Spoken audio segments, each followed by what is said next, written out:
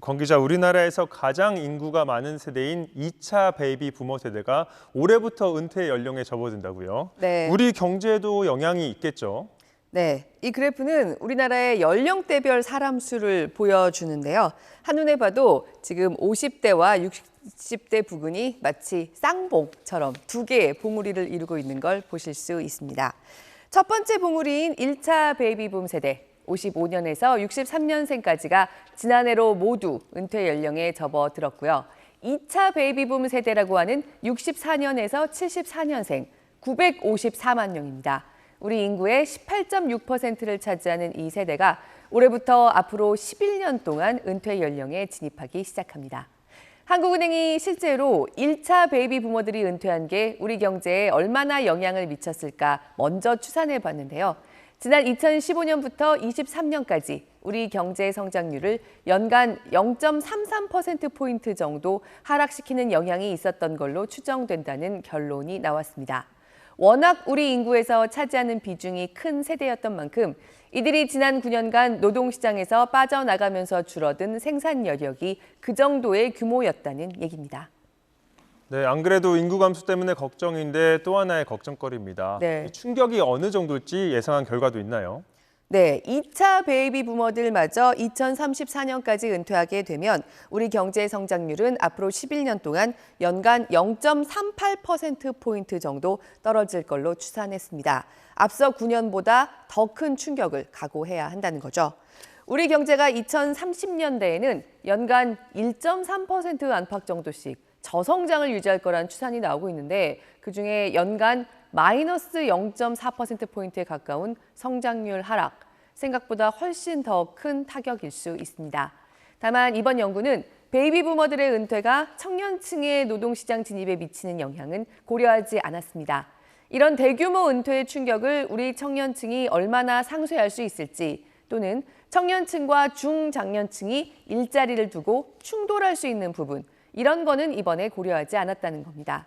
다만 청년층이 점점 줄어드는 우리 사회로서는 베이비붐 세대가 빠져나가는 만큼 노동시장이 채워지지 못하고 축소되는 모습으로 이어질 수 있고요.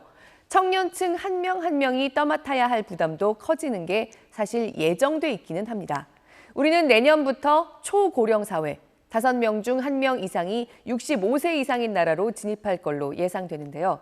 그때부터는 보시는 것처럼 일하는 사람들이 감당해야 할 노인 부양비 부담이 더욱 빠른 속도로 치솟게 됩니다.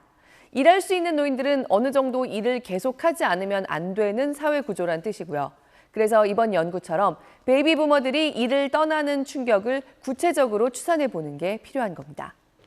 네, 요즘 은퇴하고도 일하는 분들 많아졌다고 우리 친절한 경제에서도 전해드린 적 있잖아요. 네. 이 세대가 좀 더 일을 할 경우에 경제에도 보탬이 되겠죠. 네, 이런 분위기, 지금 같은 추세가 계속된다고 하면 앞으로 11년간 우리 성장률에 나타날 마이너스는 연간 0.38%에서 0.24%포인트로 줄어든다는 추산입니다. 그리고 우리보다 먼저 고령화를 겪은 일본은 2006년에 법을 바꿔서 일하는 연령을 사실상 65세까지로 늘린 지 이제 19년째입니다. 그 일본만큼 노년층이 일을 하면 성장률의 마이너스 폭을 0.16%포인트까지도 줄일 수 있다고 분석했습니다.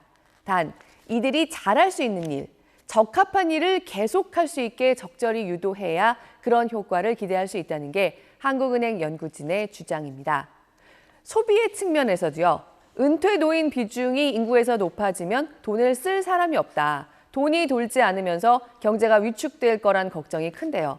2차 베이비붐 세대는 그 전 세대보다 소득과 자산이 많은 편이기 때문에 이들이 적절하게 일을 계속하기까지 하면 미국의 부자 노인들이 소비의 큰 축을 이루고 있는 것처럼 우리 내수 충격도 줄일 수 있다. 오히려 이른바 시니어들을 대상으로 한 산업 같은 곳들은 고용이나 투자가 촉진될 수도 있다고 봤습니다.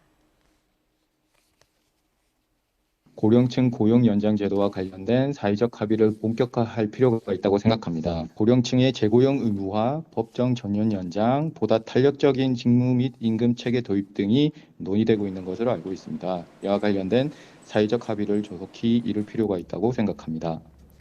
다만 이 모든 논의들은 앞서도 살펴본 것처럼 청년층의 일자리에 미치는 영향을 계속 고려하면서 발전시켜 나가는 게 핵심일 겁니다.